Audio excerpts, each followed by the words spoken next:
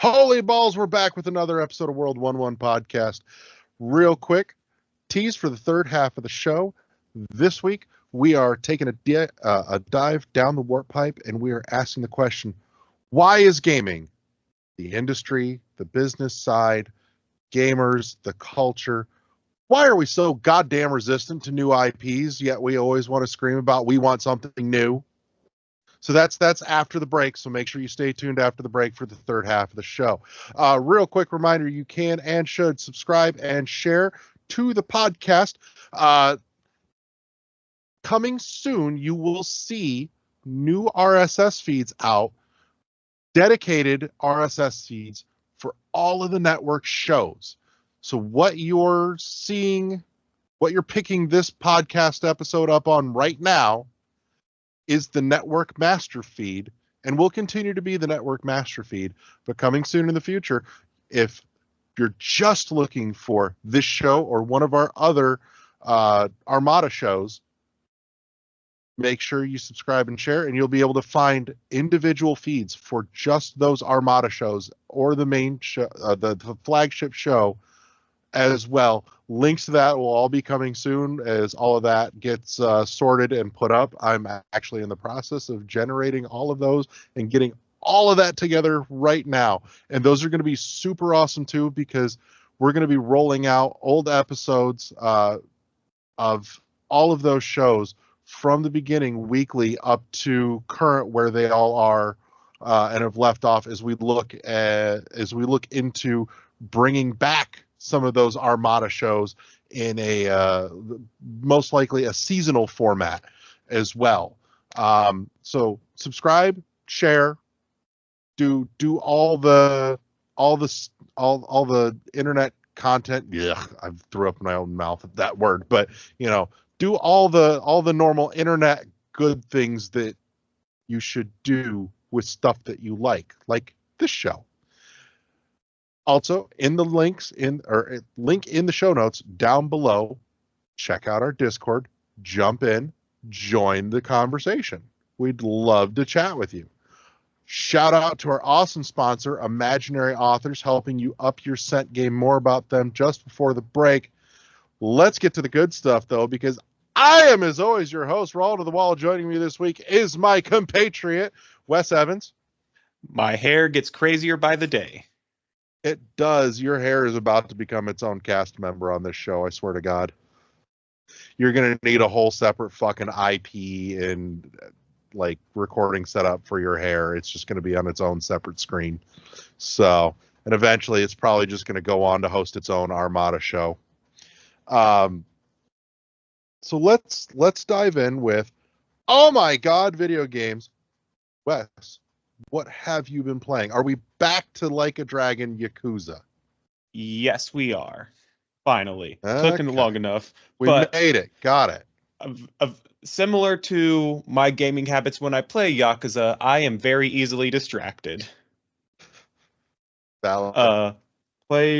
I'm playing through Kiwami some more. It feels weird bouncing around them because I'm going through Kiwami, Man Who Erased His Name, and Infinite Wealth every now and then. I probably should. How is Infinite Wealth?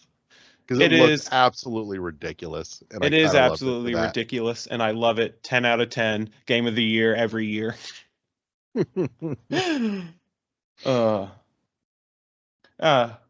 It's everything I expected. I probably should have played 7 before I got to that on my journey to try to get to it, because that was the other turn-based one and the one that starts off Ichiban's story. But we're coming back around to that one. There are only so many hours in the day, and like I said, I am easily distracted. Facts about so many hours in the day. There's another game. I don't know if you've heard of it or not. It's a little something called Return to Grace. Someone recommended it to me, so I decided to give it a playthrough since it was on Game Pass. You're number 3. I'm number 3. I gotta tell you, I I have no idea what else to call the genre other than walking simulator. It feels like the derogatory word, so I hate using that to describe them, especially when they're, actually good. So But I'm going to pause you real quick because you and I were talking about this a little bit before the show, before we hit record at least. And I don't know if you saw, but I did add a couple of new topics to the topics master list, and one of them is, and I'd like to get to it in the very near future, especially considering we've got the interview with the studio behind Return to Grace coming up here in a couple of weeks. Looking at what walking sims offer in a unique sense that makes them potentially something not entirely video game and not entirely like TV movie. They exist in, and I'm realizing as I've played a few more, and Return to Grace I think is probably the best shining example of that so far. And I suspect we'll probably see more as time goes on. And there's probably a few that I haven't explored yet that do this well too, is that they kind of walk a middle line between those two mediums that might actually be something entirely its own creature. But that's a forthcoming topic, and maybe that's one we do next week, actually, just before the before interview week. That could be a good lead up. So something to kick around. But yeah, no, I'm with you. Return to Grace very much kind of feels like the best of what walking sim can be. But in being that, it almost makes you wonder, are walking sims really entirely video games? But they do offer something I think that maybe neither medium does. The number of walking simulators I've played and genuinely enjoyed, I can actually count on one hand. I know that because that number is 3. uh, Edith Finch, Artful Escape, and Artful Escape kind of doesn't count because it's a bit of a platformer, but there's no real challenge, so I call it a walking simulator. And now Return to Grace. There's nothing that says that like and I haven't done Artful Escape yet, but if it's platformer in the way that I think you're meaning it, is it like 2D side scroll? Yeah. And you do I don't see jump from platform to right. platform. I don't see a reason why walking sims can't be 2D side scroll. Maybe that's something that the genre will further explore. Should further explore. I would absolutely love if it did that because the 2D art style is a big reason why I liked Artful Escape. Mm-hmm. But anyways, not to throw you completely off the rails here. Return to Grace. Sorry. No, you're good. You're good. This is one of those funny stories. So I almost gave up on it, not because the game itself is bad, but because I don't think I was in a good headspace when I first played it. I just finished a long shift at work playing a game in a style I don't normally enjoy, not exactly my style comfort game. I'm like, man, this is overrated. Then I was like, you know what? Get some rest. You're off tomorrow. Pick it back up. I did. So glad I did. Good. The story really picks up. I think part of the reason why the story picks up in the second half is because at that point you've gotten all the characters or all the different AI voices. I had just met Jack, and not just met Jack, but not long after I met Jack is when I called it for the first night. And so after that, got to hear all of them talking together. Of course, everyone hates Control, but we love to hate him. Yeah. Everyone except LeGrue. LeGrue loves Control. Yeah, I've been playing a little bit of that, but we'll get to that. But no, I'm glad you enjoyed it. I'm glad you checked it out. I'm totally with you. Like, being in the right headspace for the right kind of game is absolutely totally a fucking thing. Yeah. So And I had a rather foul day earlier this past week, and all I wanted to do was come home and find a game that I could get into just like a flow state with and shut off my brain and just keep my hands busy. It's right game for the right state of mind. It's a thing. and two more I've got. One I've been playing because it's from the same developer as Return to Grace, The Veil: Shadow of the Kingdom. Mhm. This is one where you play as a blind character, and the only visuals you see on the screen are these tiny little dots that just kind of float around, whose sole purpose is basically to let you know if you're moving or if you're standing still. There is Okay. no there is no outline. There is none of that. Everything you do, you have to do from audio. So you have to know the timing of enemies' attacks. You have to listen for, say, the lute of a bard to go to the inn, or the chime of a bell uh to get to a shop or something like that. All There of the was and all of the text that does appear whenever there's text, it always has the text to speech over it so that someone's reading it. They legitimately designed this game so that a blind person could play it okay. from the ground up. There's been a few games like that, and if I remember right, 20,000 Hertz has talked about that some. Um, but I, off the top of my head, one comes to mind from way back on the 360, like super indie days.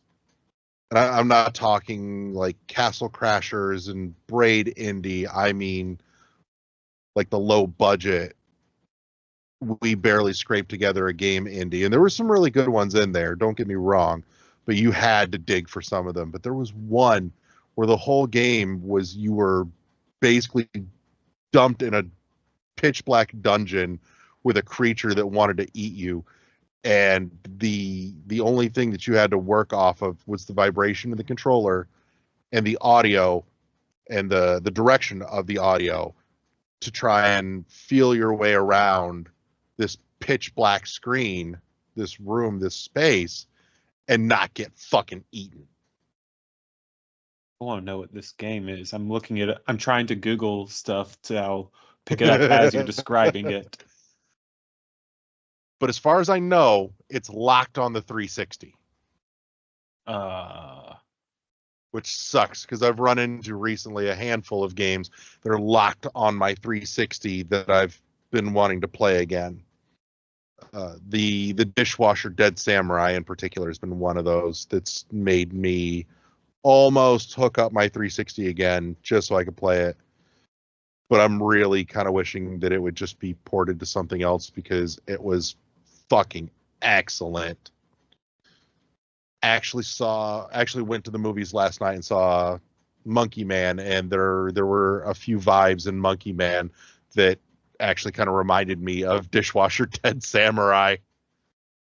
I'm I wanted to see that this weekend, but Gigi is out It's of good. town. I might see it next weekend, but there's a convention in town, and you know, one, only have so much time, two, only have so much money. Agreed. But yeah, if you get the chance, go see it. It was absolutely solid action flick. The plot's pretty straightforward, but overall, really, really good time.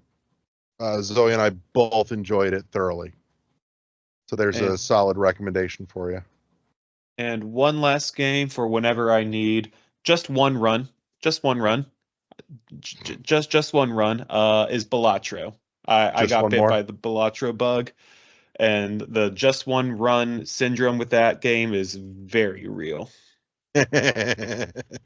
I'm not nearly as good as some of the YouTubers who play this game are, but today I got a hand that beat 50 million points, and I am very proud of that. Nice. So most of what I haven't gotten to play a whole ton this week, but much to my surprise, considering I was grumbling about it with Riker last week when we recorded for Games of the Week. I did actually get to sit down and play some Pepper Grinder. And it's really good. It's a lot of fucking fun. It's got kind of a cutesy alt-girl pirate punk aesthetic vibe feel to it. And I'm really digging it. The big crux of the gameplay feels like they took the burrow mechanic from Ori and the Will of the Wisps and said, let's build a whole game around this. And that whole concept of let's take this singular mechanic, dial in on it, figure out everything we can do with it and what we can attach to it for unique ideas and gameplay, took me back and reminded me very heavily of Flint Hook. And it's not just that, but the other thing that really brings Flint Hook to mind is if you told me that this took place somewhere in the same general universe of Flint Hook, it wouldn't feel wrong.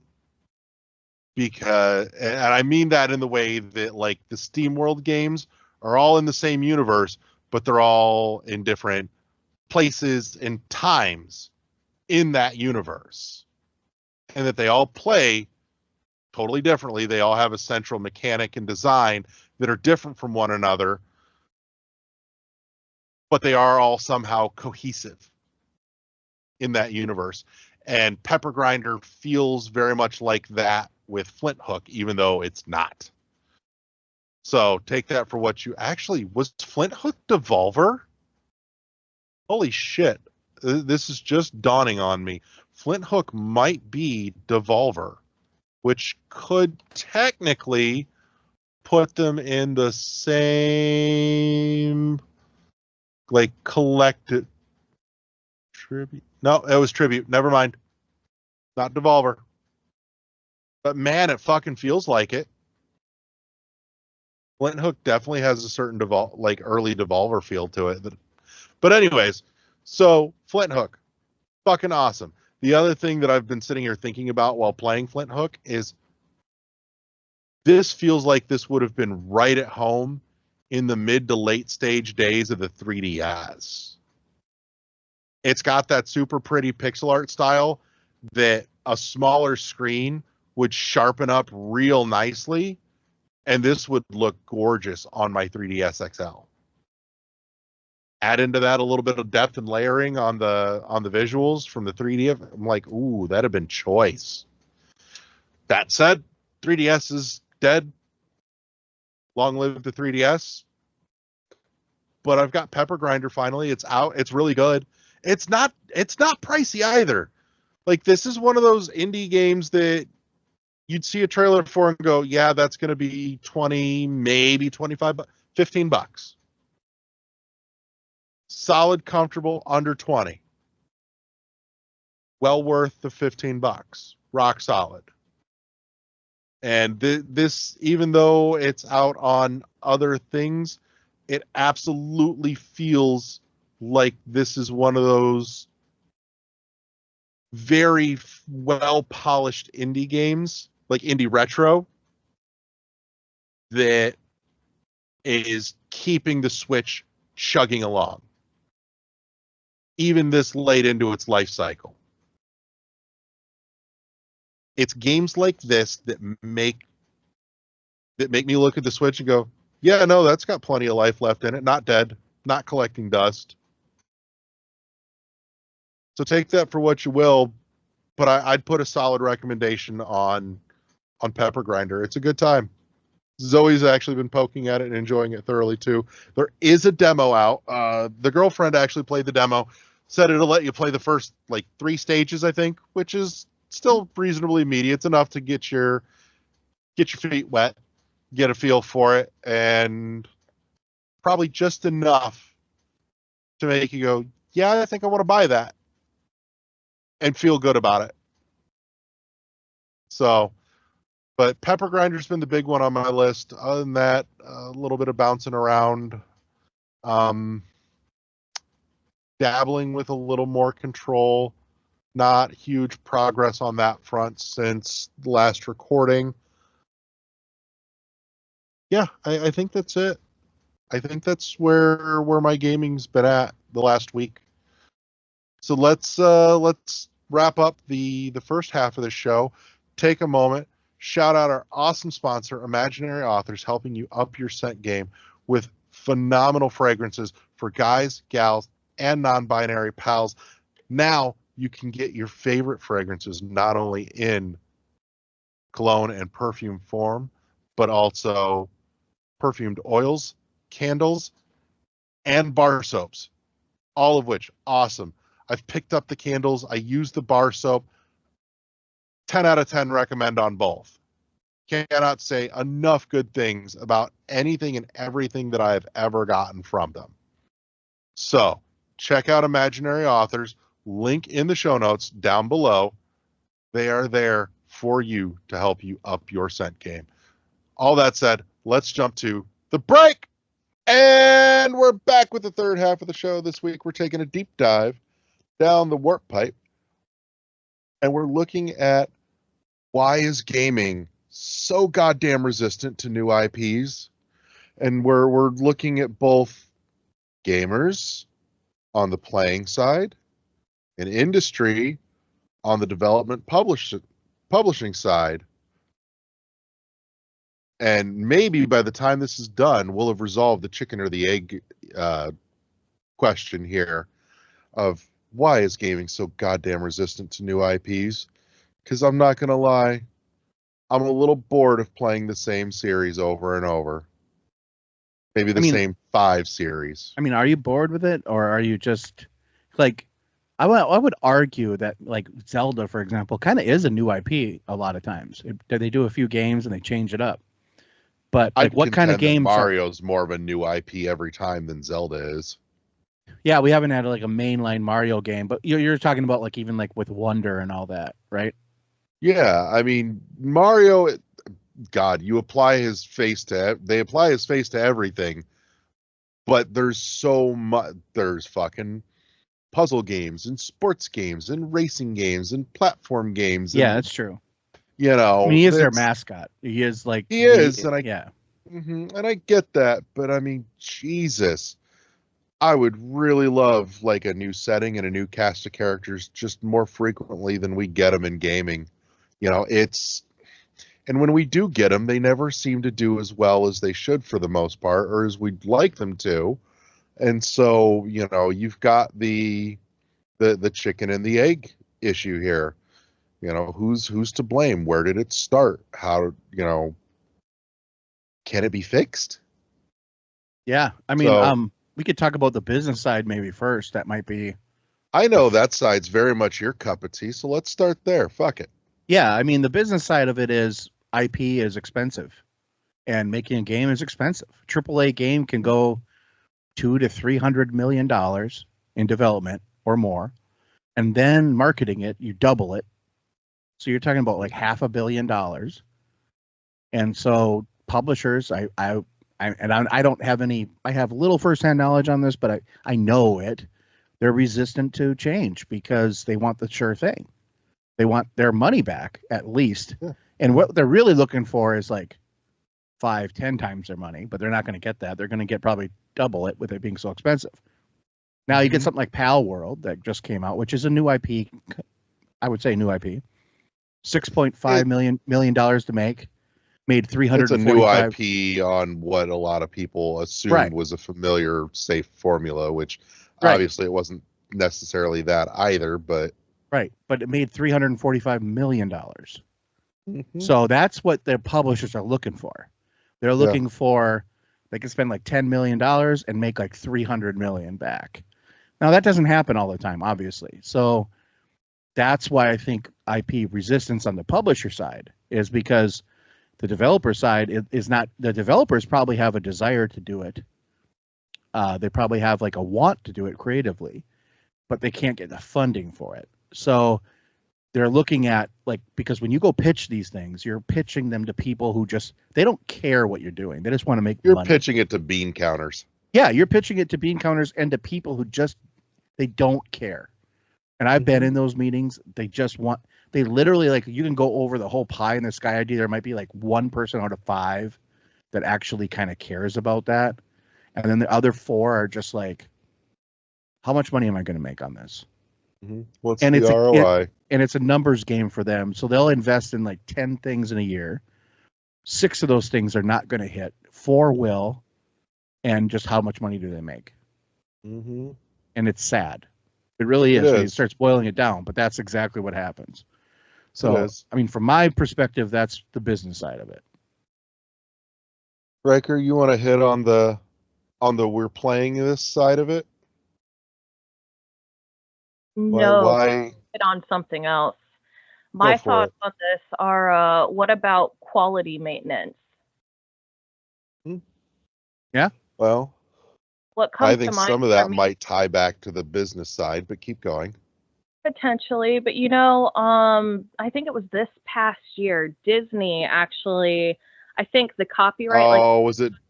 Are you thinking the Dreamlight Valley thing? Yes, Oh, tie it back, but yeah, anytime a copyright expires, the public, the general public, the internet takes that thing and they trash it.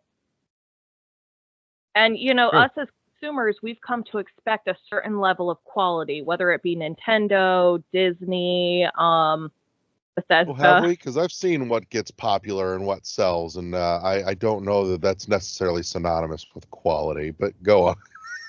Well, I mean, imagine if you bought a Mario game that you just saw at Walmart without that protection, right? And it's not actually even the thing. It's some cheap copy that they just slapped Mario's face on. You're not going to enjoy that game. The quality isn't there. No, but I know at least most of us know how to look and see who fucking made it. Yeah, but like if you were a kid, you know, if you're like a 10, 12-year-old kid.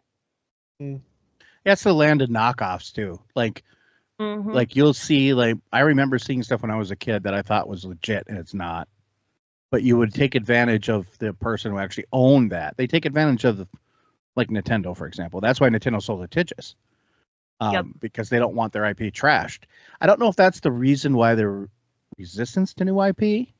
I think the resistance, a lot of it happens on the gamer side too, because like you're saying, and I think what you're trying to tie it to is like, you know what you're getting when you see a Mario game. Like you're getting a high quality product. So if I put another face on it, but it's not, but it's exactly like a Mario game, but it's not a Mario game, is that in your, is that the resistance? You're like, I don't really know. You know, like when I was a kid, like the only thing I could go by was the box. So I was looking at the box.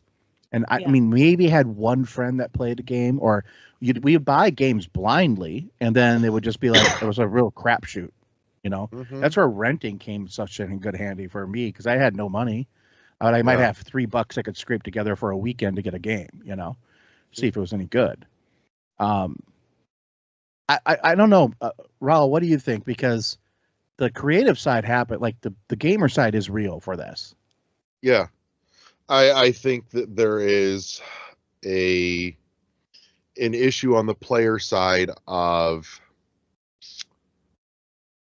complacency, for one.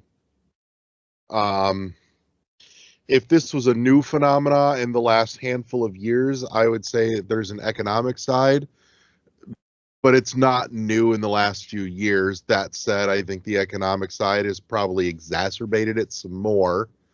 And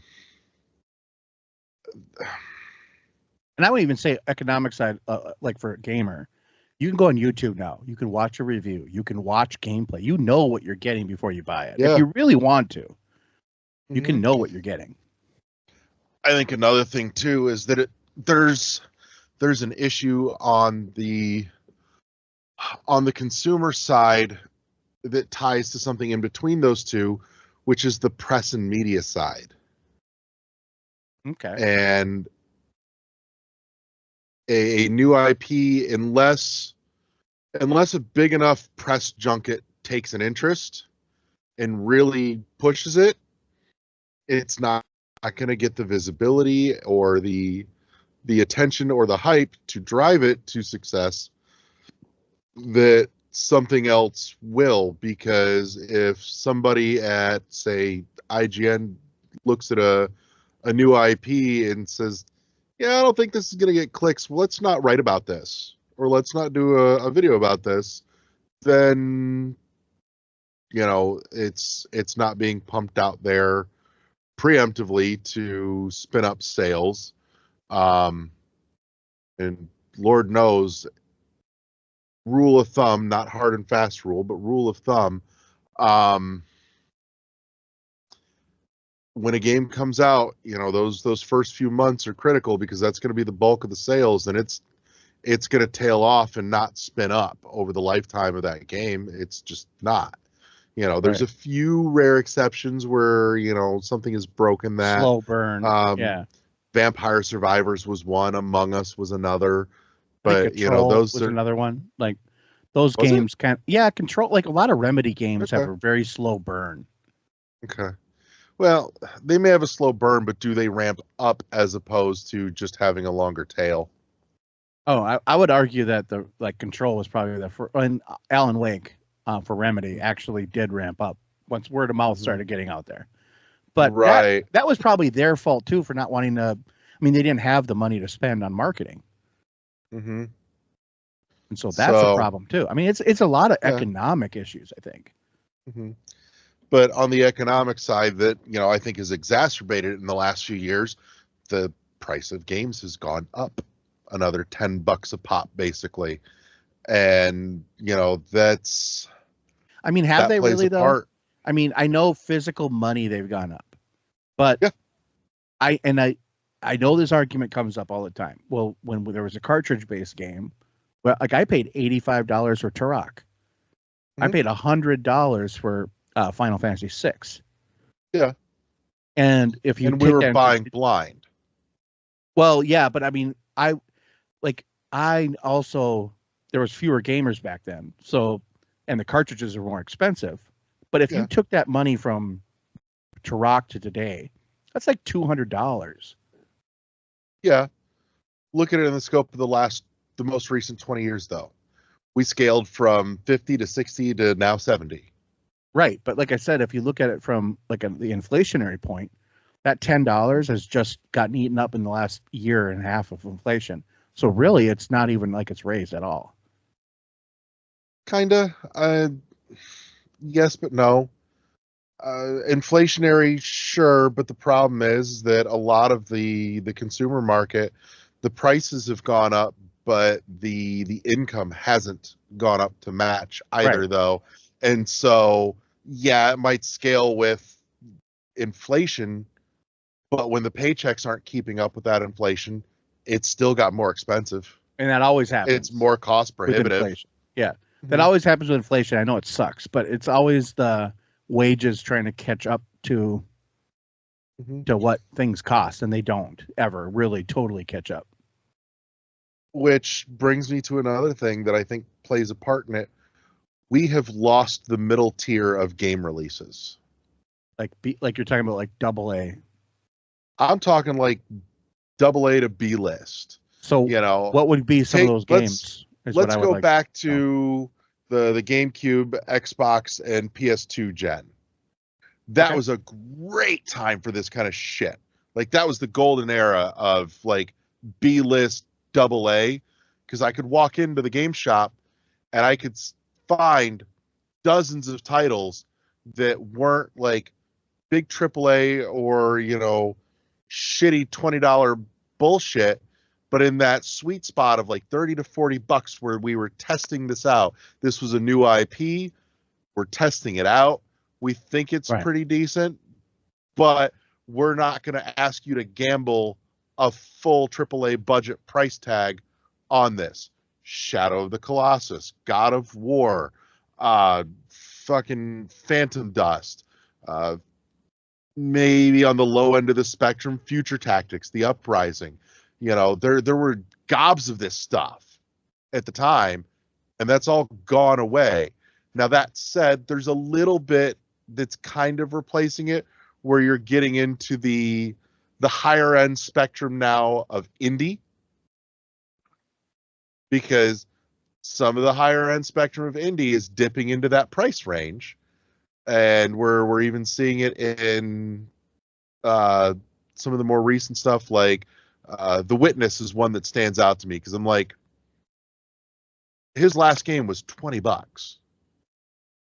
This is 40. Like, what? And I would be lying if I said I didn't hesitate at least a little when I saw that price tag before I pulled the trigger on it, a number of years ago. Right. Which at that point too, Indie had kind of set the precedent that, yeah, we're going to kind of cap this at like $25.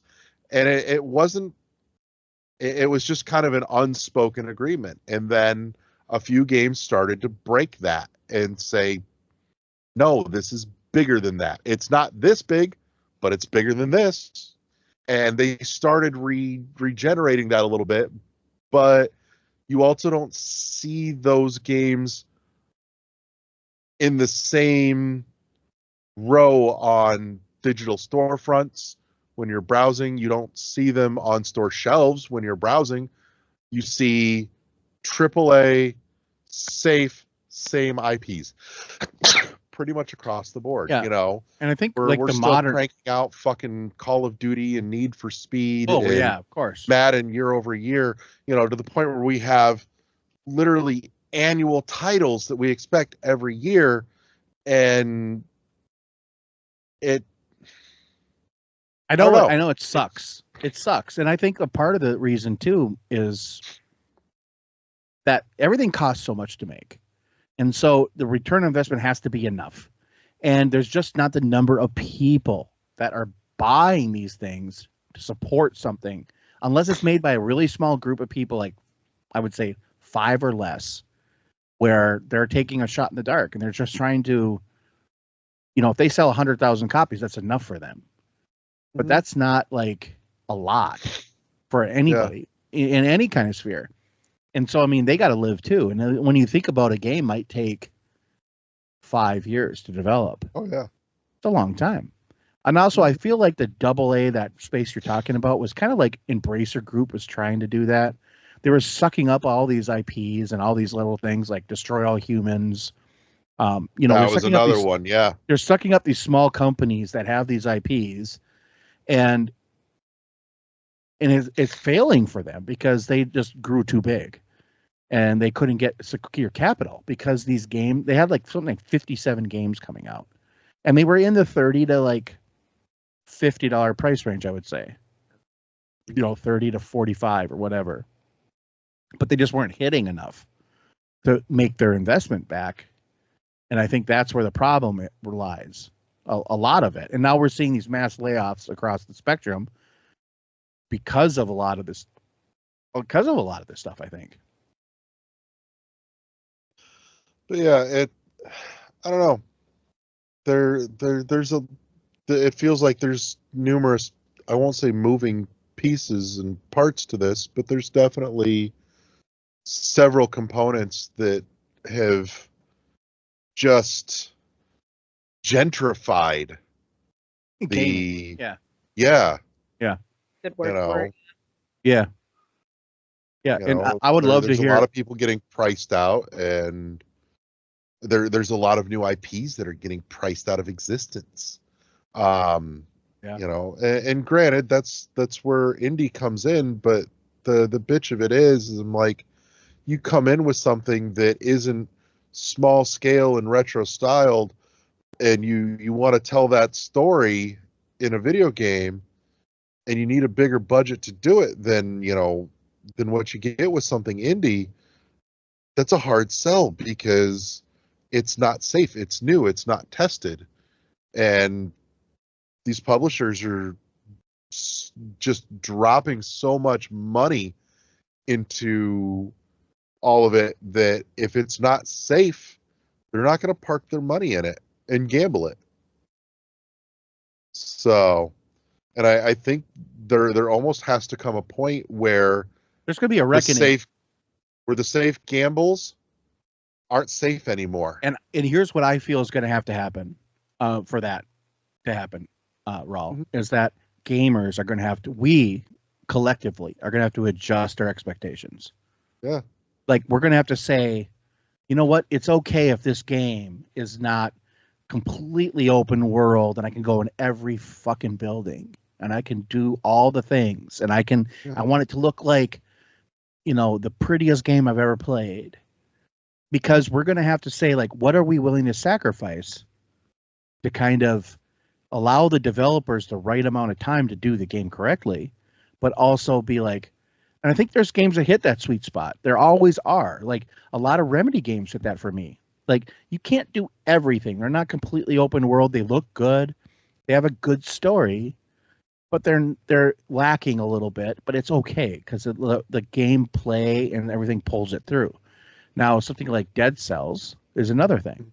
Like, there's a lot of problems with that game, but it's just fun to play. And so if you're willing to, like, put a lot of, I'm real curious. What are your problems with Dead Cells?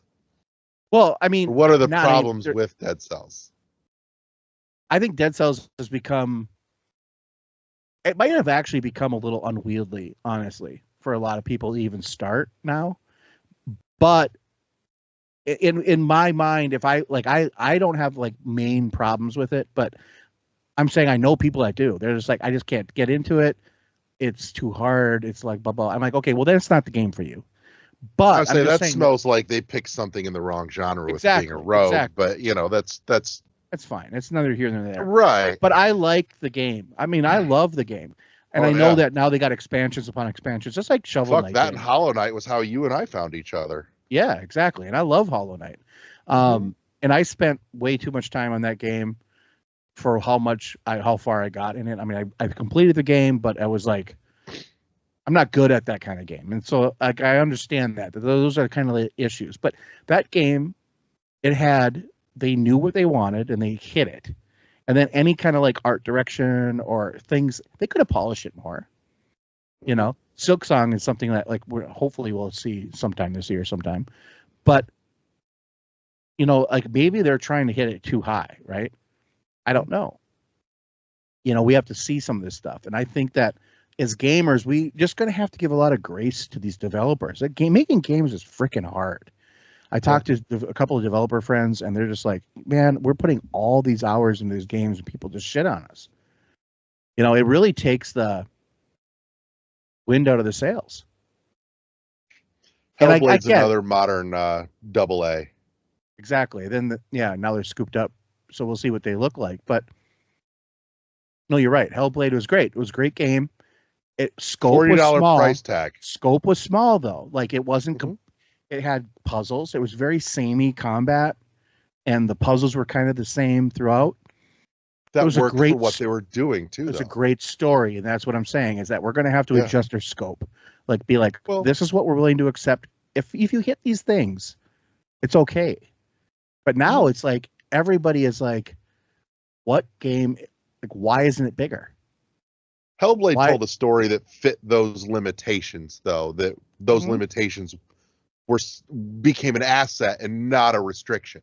And I think that's the balance. So you're going to have to find the right story, the right way to tell it in the right way to hit that balance that it satisfies everything, and any shortcomings you can just let go. Instead of trying to brute force your way to a success. Yeah. Finesse your way to the success, right? Mm-hmm. Well, and I mean, like I said, there's examples out there. God of War was one of them. That was a series that Sony tested out at a $40 price point instead of $50, and rolled it out. It did well, and that's now a main pillar of their IP stable. Yeah, that's a tentpole franchise for them, and I really think that we should be seeing more out of that, or more of that out of the AAA publishers and developers, or not even necessarily the developer, but the publishers. The publishers should be finding more of these projects, taking them on, funding them, and bringing them out at that mid-range price point. and then cherry pick the ones that do well and grow them. And the ones that, just break even, give them a second run, little refinement, keep it at that mid-range, and you may have a good mid-range, property to keep in that range too. I think there's value in that a lot of these companies just discard. Yeah. It's a thing that should be more prevalent. There should be tiers of properties, because the thing is, with a mid-range IP in your stable that you plan on keeping mid-range, that's something that you could maybe do either with more frequency or less budget, and still, make a respectable return on investment for that. And you can take a little bit of that profit and use it to fund some other things even. As long as it's reliable, it doesn't have to be a fucking sports car, but it doesn't have to be a jalopy beater piece of shit. Just solid, reliable four-door sedan. A Camry. Yeah. No, you're right. Yeah. That's exactly what. And none of these publishing houses want to park a Camry in their fucking driveway. No, they want the Mercedes or the BMW or the Land Rover, Mm-hmm. But the thing of it is, look at the Camry. That shit sells like nobody's business, because you know what? You can do a lot with it. Like, if you give a shit, you can do a lot with it. That's versatile. Yeah, it's the Switch. Yeah, the Switch is like not. It's not flashy. Doesn't have it just works. It's, by this point, it's really slow. But it's selling software hands over fist because of the IP. Yeah. And everybody knows Nintendo is the best IP on the planet, and they do not put their IP anywhere else. Mm-hmm.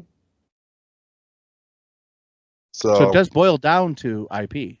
It boils down to content. Is what it boils down to.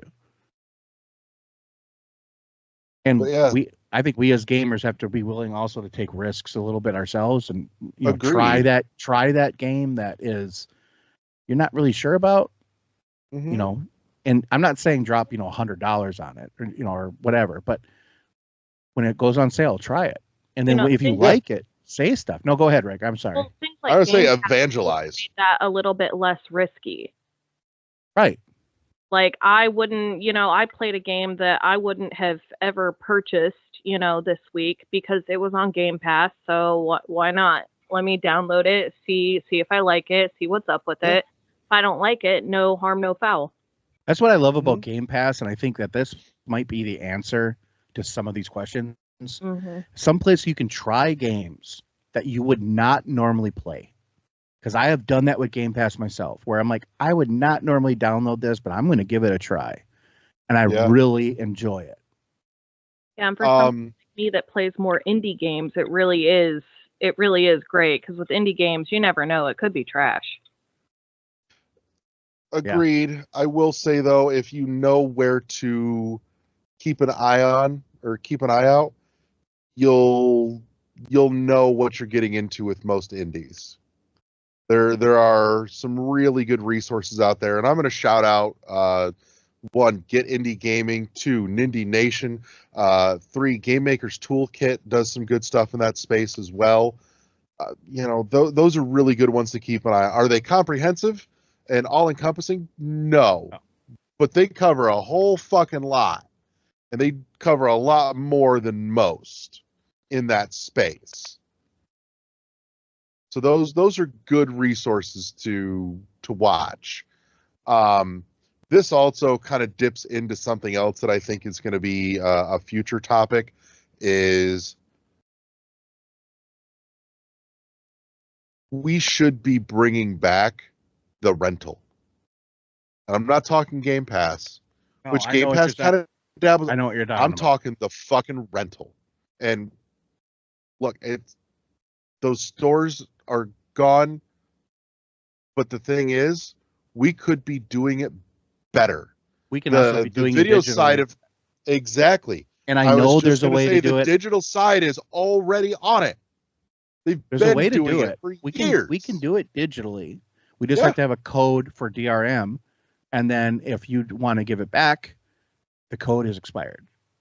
Yeah. And that's just what it is. And I know that everyone gave It's just, shit you to know- Microsoft in 2013 when they talked about trading in digital games, but this is what they were talking about.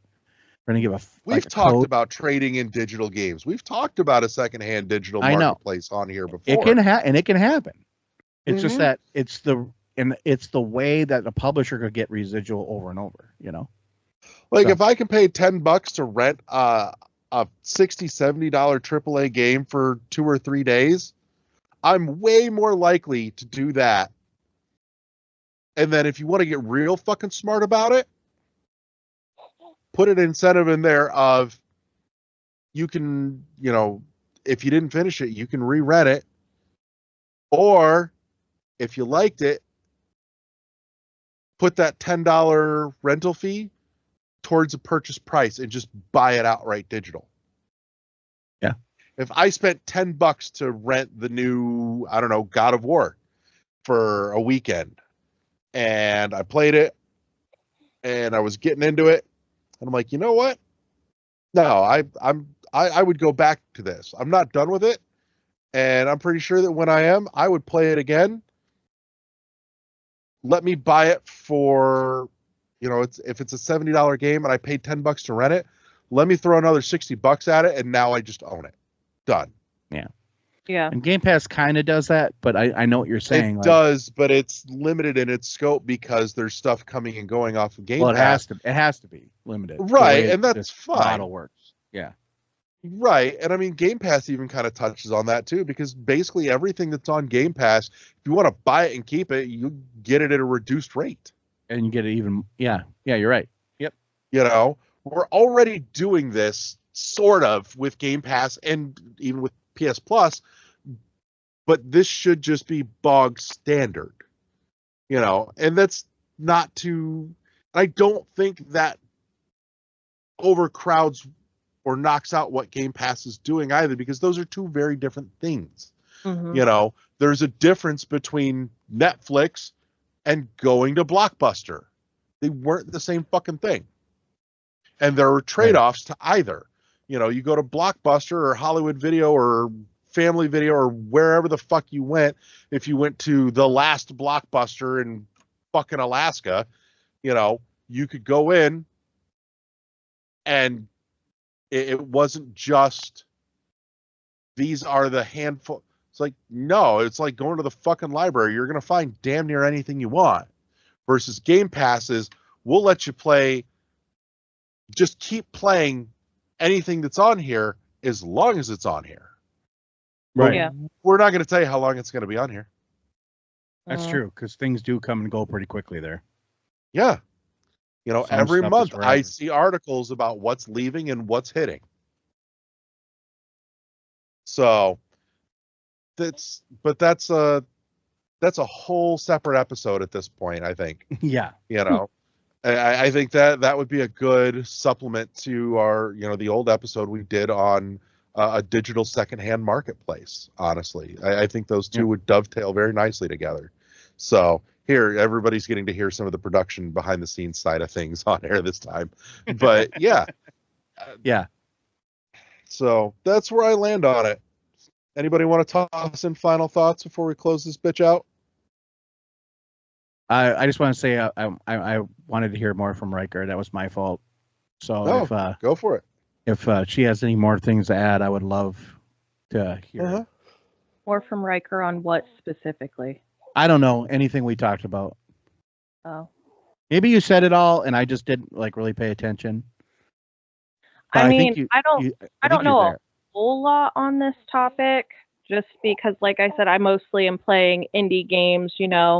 I don't play a lot of big ticket games, so I've never really thought of the IP aspect of it. But I think you guys really, hit the nail on the head. Okay. Well, we will definitely revisit this again, because this is an ongoing, evolving thing in the gaming world. So now that you're aware of it, I think you'll start actually listening, paying more Yeah. attention to it. I think this dovetails with another future episode topic that we've got that is nostalgia holding gaming hostage. Mm. So I think that's almost a part 2 to this in a way. Probably, yeah. And I think there might be some of the root causes of what we're looking at here in that conversation. Okay. But let's close this out. I want to say thank you to all my friends for coming and hanging out with me this week. Thank you to everybody that tuned in and listened. Remember, subscribe and share with your friends. If you liked this and if you hated it, send it to somebody that pissed you off. Thank you to our awesome sponsor, Imaginary Authors, with fragrances for guys, gals, and non-binary pals, helping you up your scent game. And that's it for us. Say goodnight, everybody. Good Good night. There it is. That's better. You've been tuned to the World 1-1 podcast on the World 1-1 Podcast Network. Press start to engage your mind. Peace.